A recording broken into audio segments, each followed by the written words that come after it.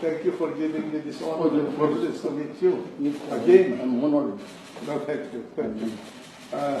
I took the liberty of bringing to you 3 books. Yes, sir. About Importance for you. yes. And I'm sure that from these ones, you, although maybe you do not need it, but in this letter, infrastructure. Yes, sir. To my people. Yes. And I have a little bit of a letter to Yeah. you about current problems. Thank you. Thank you for giving me this honor. President Rodi Duterte talks with former Senator Juan Ponce Enrile in a meeting at Malacañang Palace on March 1, 2017. Importance for you. Yes. And I'm sure that from these ones, you, although maybe you do not need it, but in this letter, infrastructure. Yes, sir. To my people. Yes. And I have a little bit of a letter to Yeah. you about current problems. Yes, sir. Yes, sir. Yes, sir. Yes, sir.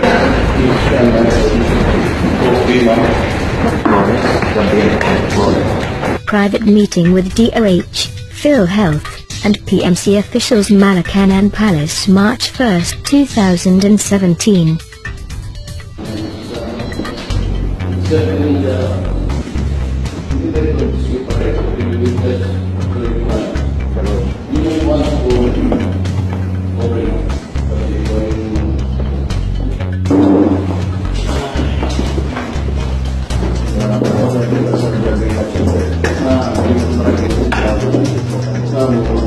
Private meeting with PhilHealth Region 3 officials Malacañang Palace March 1, 2017.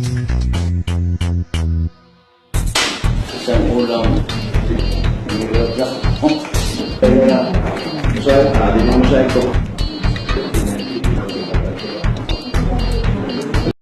Close fight daw ang asahan pag pinagtalunan na sa Senado ang death penalty bill. At tulad sa Kamara kung saan ceremonial third reading na lang ang iniintay, hindi rin po nito sakop ang rape, plunder at murder. Saksi si Jam, si Sante. Mula nang alisin ang death penalty ng 1987 Constitution, 1996 na ito naibalik ng batas at 1999 na muling ipinatupad via lethal injection. 7 ang sumailalim sa death penalty na huling ipinatupad noong January 2000 dahil sa moratorium dito ni dating Pangulong Joseph Estrada at tuluyang pag-alis dito ng batas sa ilalim ni dating Pangulong Gloria Macapagal Arroyo noong 2006. Pero 11 taon matapos niyan, muling binubuhay ang death penalty na pumasa na sa ikalawang pagbasa sa Kamara at inaasahang seremonyal na lang ang ikatlong pagbasa. Ang sunod na laban sa Senado na kung saan nasa committee level pa lang ang panukala. It has a chance. Close fight. I'm predicting maybe anywhere from 14 versus 10 or 10 versus 14, either way. Tulad sa Kamara, death penalty para sa iisang krimen lang ang kinakatigan ng ilang senador. Tulad ni Senate President Coco Pimentel na tutol noon sa parusang kamatayan pero bukas na ngayon. If you limit the number of crimes to 1, which we will consider as the most heinous as of the moment, then they are open to be convinced.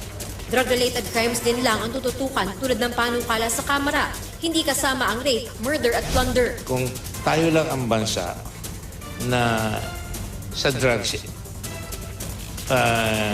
hindi natin binibigyan ng ultimate punishment, pag-iisipan ko yun. Because unfair. Pag nahuli yung Pilipino doon, death penalty sila. Pag nahuli yung foreigner dito, hindi sila death penalty. For me, if it will be limited to drug lords, it will be okay with me. Ang minority bloc naman na tutol daw sa death penalty, sisiguruhin na matatalakay ng husto ang panukala ng hindi minadali. Karamihan po ng mga kababayan po natin na nandun po, na-convict sa mga krimeng iyan, ay mga mahihirap. Kung wala kang pambayad ng abogado, wala kang laban. Kailangan pa naman ng magagaling na abogado lalo't hindi perpekto ang ating justice system. Dahilan upang may mga napagbibintangan kahit inosente.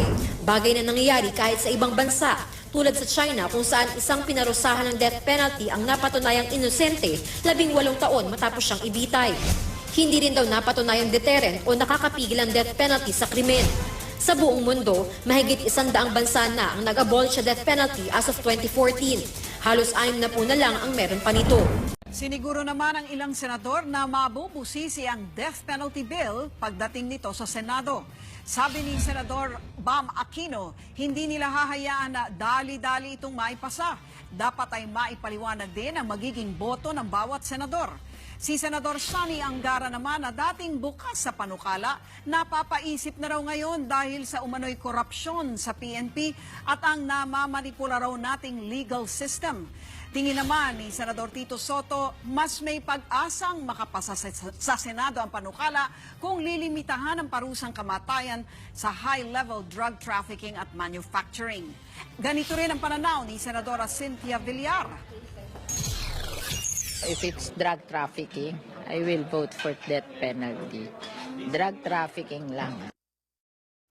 Bagamat naipasa na sa ikalawang pagbasa ng Kamara ang panukalang ibalik ang parusang kamatayan, hati pa rin ang pananaw ng mga mambabatas ukol dito. Naniniwala naman si Public Attorney's Office Chief Persida Acosta na panahon na para ibalik ang death penalty sa bansa. Nagbabalik si Jervis Manahan. Kung may karapatang mabuhay ang mga halimaw sa lipunan, may karapatang din mabuhay ang mga inosenteng tao. Ngayon, mamimili ang Estado sinong dapat buhayin, ang mga inosenteng mga Pilipino o yung mga halimaw sa lipunan. Oras na raw para ibalik ang bitay, ayon kay Public Attorney's Office Chief Persida Acosta. Masyado na raw kasing dumarami ang mga halimaw na walang pakundangan sa paggawa ng iba't ibang krimen. Pero may kambyo si Acosta. Handa rin naman daw kasi silang ipagtanggol ang mga mahihirap na maiipit kung sakaling tuluyang maipasa ang death penalty. Pero kung kailangang ipagtanggol ang sino mang maakusahan, ipagtatanggol natin, ipatitigil natin ang bitay sa taong yun. Kahit single doubt lang ng kanyang culpability, dapat huwag mo sabitayin. Single doubt, sabihin may pagdududa. Kahit pasado na sa second reading, hati pa rin ang pananaw ng mga mambabatas kaugnay na pagbabalik ng bitay sa bansa. If they are found really na violating this heinous crime, especially dun sa drug-related cases, dapat ang pagpapatupad ng batas or kung kinakailangan sila ay mabitay quickly and swiftly. Pero giit ni Kabayan Party List Congressman Harry Roque, sakaling maipasa ang death penalty, pwedeng questionin sa Supreme Court ang legalidad nito. Lumagda kasi ang Pilipinas sa International Covenant on Civil and Political Rights o ICCPR na nagbabawal na pagpapataw ng bitay kung hindi naman seryoso ang kasalanan. 2 beses na rin daw nating tinanggal ang parusang kamatayan sa bansa. Una sa pagpapasa ng 1987 Constitution at ikalawa ng bawiin ito noong 2006 sa ilalim ng Arroyo Administration. Data na hawak namin, nung tinanggal po natin ang death penalty, bumaba ang heinous crimes.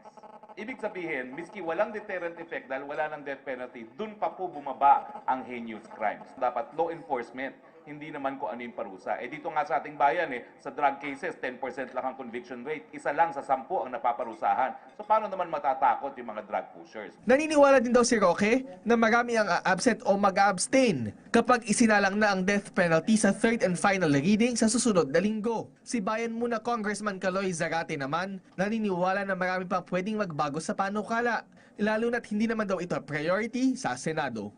I cannot really understand if those who are pushing for the death penalty bill, if they have the numbers, then wala silang dapat katakutan. No? Hayaan nila na magpahayag yung mga membro natin dito sa Kamara. Para sa PTV News, Jervis Manahan. Nisita ni dating Pangulong Noynoy Aquino si Senadora Laila de Lima na nakakulong sa PNP Custodial Center sa Camp Crame. Kinumpirma ito ni PNP spokesperson Leonardo Carlos. Mag-alas 2 daw kaninang hapon nang dumating doon ang dating Pangulo. Tumagal daw ng 2 oras ang kanyang pagbisita. Sa isang pahayag, sinabi naman ni Senadora de Lima na lalo raw siyang nabuhayan ng loob na ituloy ang kanyang pinaglalaban.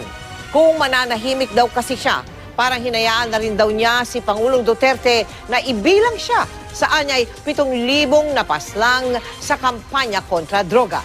Karangalan daw niyang makulong sa ngalan ng prinsipyo alang-alang sa hustisya at katotohanan.